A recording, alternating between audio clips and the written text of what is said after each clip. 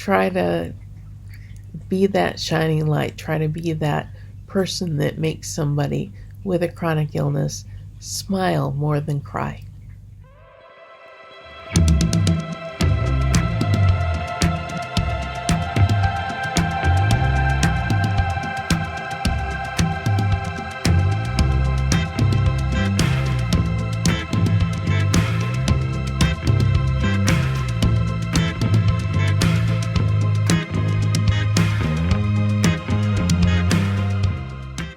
Hi, I'm Nani, and welcome to the Chronicles of Nani. This weekend didn't really go so much as planned. I'm recording on Sunday instead of Saturday. And you can tell by the shirt, maybe the caffeine necklace. I was really planning to do the much awaited, or at least awaited by me, coffee vlog today. That didn't happen. I sound stuffed up, and my eyes are a little bit red. I will tell you it's because I was crying. And there are a bunch of different reasons people cry. There are several big reasons that I cry, or the main reasons. I cry because I get frustrated. Things that don't work, because I'm having an especially MS hands day, and I drop a lot of things, and then I grab my grabber, and while trying to pick up what I've dropped, I drop the grabber. That's happened more times than I want to remember. I can also cry because I'm depressed or because I'm feeling down, and there is definitely a difference between the two. Sometimes I will have those feelings of depression that really are serious depression. Been there before, know what that feels like. And sometimes I'm just feeling down. I have blue days. I think everybody who's dealing with a chronic illness and living with that has just blue days where they aren't feeling real happy for whatever reason. And that happens, and that's an okay thing that happens. Well, it's not an okay thing that happens. It sucks that it happens. But it's okay to accept it as long as you don't let yourself dwell on it. And because my throat is not so great from crying this morning, I'm going to have something to drink. This is Boobly, cherry Boobly. I don't care what they tell you about how it's pronounced. Bubly is Boobly, not bubbly. English, folks. I know it's all advertising thing, and I love advertising, but not when they start butchering English. If it was bubbly, it would have a double B in the middle, because that's what makes that sound. If you only have one B, it changes the U to a harder sound, and it's boobly, not bubbly. However, no matter how you pronounce it, it's probably one of my favorite seltzer waters, and I love seltzer water, the stuff without the extra sugar in it, although every now and then I have to have my cherry Coke. So today's drink at the Cyber Cafe is Boobly sparkling water, because the Cyber Cafe has all kinds of stuff. And yes, that's coffee. And when we do have the coffee vlog, I'm going to explain to you why the sparkling water is still coffee. But for today, to go on with reasons that I cry. I cry when I get bad news. And I did get some bad, scary news this morning. My aide that's in on a regular basis called in sick today, perhaps sick all week, and perhaps even longer, because she's ill with symptoms that could be from an exposure to COVID. And she's going into urgent care to get tested and to verify what's wrong with her. That's scary for me. She, of course, wears a mask when she's here. Where it's scary for me is I've just been okayed by both my endocrinologist and my neurologist to get the COVID vaccine. And the COVID vaccine is available to me now. I just need to make the appointment and get it done. Except that right now my wheelchair van is completely snowed in, so it's going to be a while. But the point is, I can get the vaccine now. Haven't gotten it yet. And having an aide that is feeling that she may have been exposed and is scared to death, and I don't blame her about that. Now that's a scary thing for me. My doctor is going to be back in this week with some stuff that she wanted to try for my for one of my meters, and also to draw blood and run some tests that are necessary. It's a every 3 months type of thing.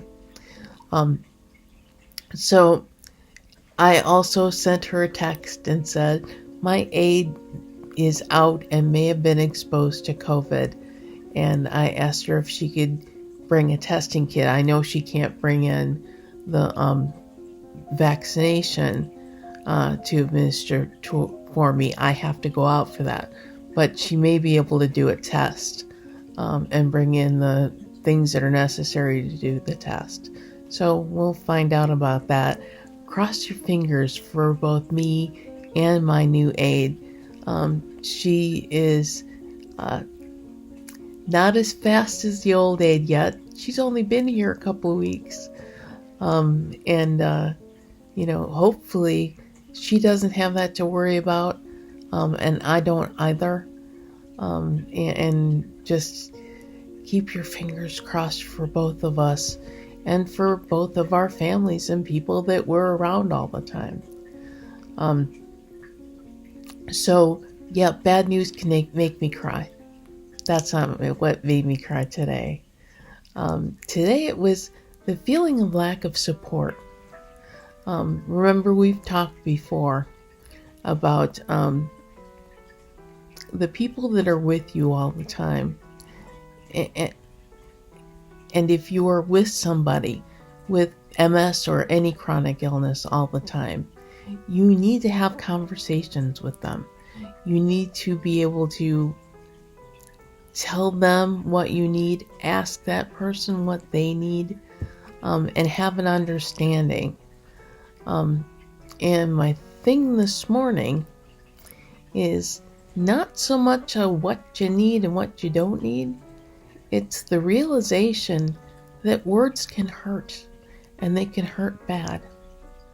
Just be careful about the things that you say to somebody with a chronic illness.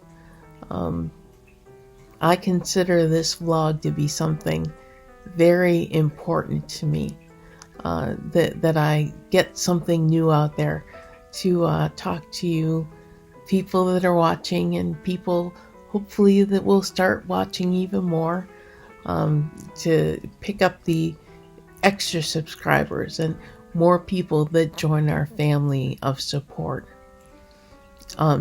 But yeah, words, simple words like referring to my vlog in a sarcastic way, like it's not important, that hurts, and it hurts bad. And it is something that can make me cry.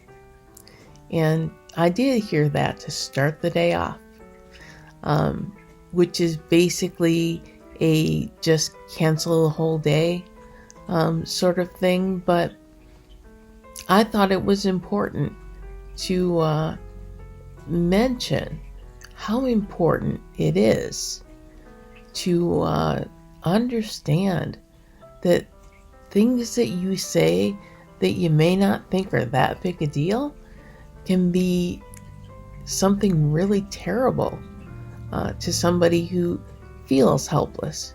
To point out to somebody that you don't do anything useful, or to point out to them that you're helpless, give them the impression that you're nothing without somebody helping you. You might as well just sit around. And there was a woman who couldn't walk and was at one point only Meals on Wheels were the only company that she ever had. And a 911 call was made because she was in a chair that she sat in all the time to watch TV, with no visitors whatsoever and no kind words spoken to her. Actually having grown into the chair and sitting in her own waste. And the 911 techs had to peel the chair away from her to get her into the hospital, where she lived a few days and then died. That's not that far away from where I am that this happened. So there's always that scary thought in the back of my mind that if I don't have that emotional support, if I don't have people who I feel like care what's going on with me, that I could end up just like that. And sometimes that in itself can make me cry, and it can make me feel very down, because that's one of those things that realistic or not, I have wonderful, loving friends that check up on me all the time. My dad calls me every night. I have a couple of friends that call me or text with me and have a serious text conversation, not just a, hey, how you doing? Oh, I'm doing fine, and then I'll talk to you next week. It's a let's talk type text. Or they call me to check up on me, and we talk for a while. And my brother every couple weeks will call me on the phone, and it's a, hey sis, what's up? And hey bro, what's up? What are you calling for? I'm just calling to check up on you, make sure you're okay. Those are important things, especially now during COVID, where you can't go and visit somebody, especially somebody with a chronic illness or any type of autoimmune disease. That when you can't visit those people, call them, FaceTime them. You can do messenger calls on Facebook or Zoom even, but or just a plain old phone call, or even a long text. Makes that person know that you're not going to end up being somebody who's pried out of the chair you're sitting in and taken to a hospital to die in a few days with no one to even visit. Make sure, if you can't stop and see the people in your life that have diseases that keep them in one place or at home, just contact them. Let them know you care. And let them know that things that they're doing are not silly things. That what they do and things that are close to their heart are important. I'm fortunate. I do have subscriber totals that slowly go up. And I do have comments, wonderful comments that are left on my blog. And I even, most recently, my brother shared the advertisement on Facebook to come and see my blog and said some very wonderful things, and I'm grateful for that. Bro, I absolutely love you. So just be careful about the way that you word things, because they can be more hurtful than you realize. And try to be that shining light. Try to be that person that makes somebody with a chronic illness smile more than cry. Short vlog today, but I think an important vlog. And hopefully I will see you next week on a lot happier mood.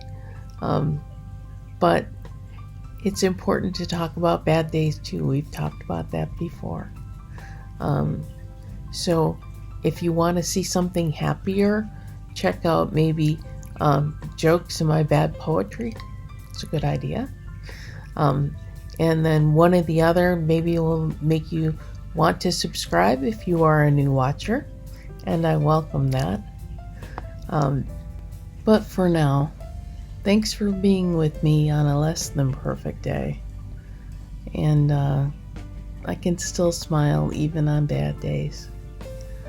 Hopefully, you'll be with me next week at 8 a.m. on Friday, or any time after that, to enjoy coffee with me at the Cyber Cafe. And until then, have a great week.